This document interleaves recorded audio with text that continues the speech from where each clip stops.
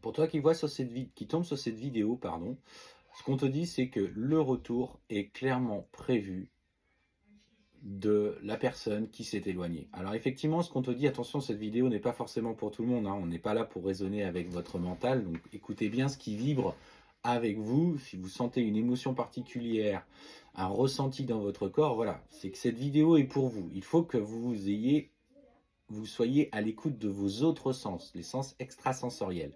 Donc clairement, ce qu'on te dit, c'est que à l'heure actuelle, eh ben, il est en train de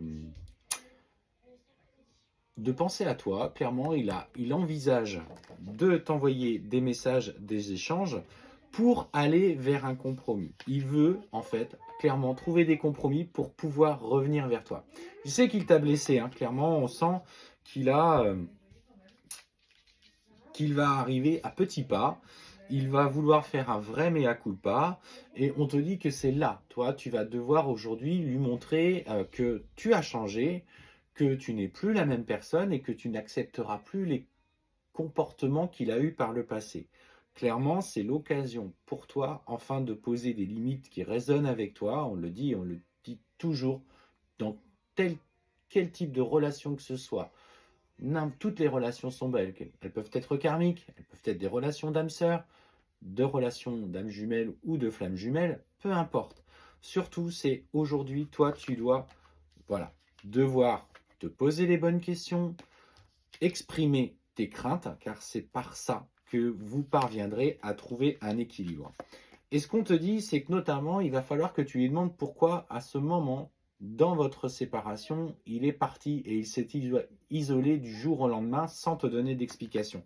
Parce que cette question te taraude, ça reste un petit peu dans ta tête, et en fait, on voit qu'il y a encore beaucoup d'énergie, beaucoup de colère par rapport à cette situation que tu as vécue qui t'a profondément blessé. Donc, il va falloir que tu lui exprimes, et il va falloir que tu lui dises.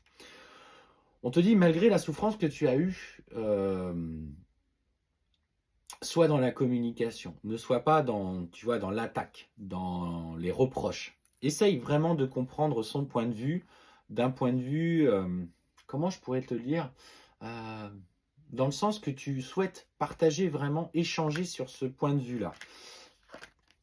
Le but est clairement qu'il comprenne que dans ses actions, il t'a profondément blessé. Donc on voit que effectivement, il veut revenir, mais pour le moment, j'ai du mal à te voir accepter pleinement ce retour. En tout cas, tu ne le laisseras pas rentrer pour des comportements de tentation.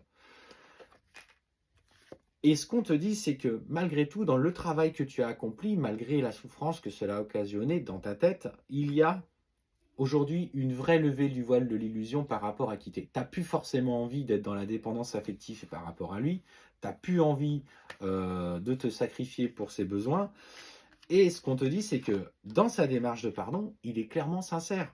Lui, il veut aller vers ce point d'équilibre et il a pris conscience, justement, il a cette culpabilité et il a pris conscience que son pardon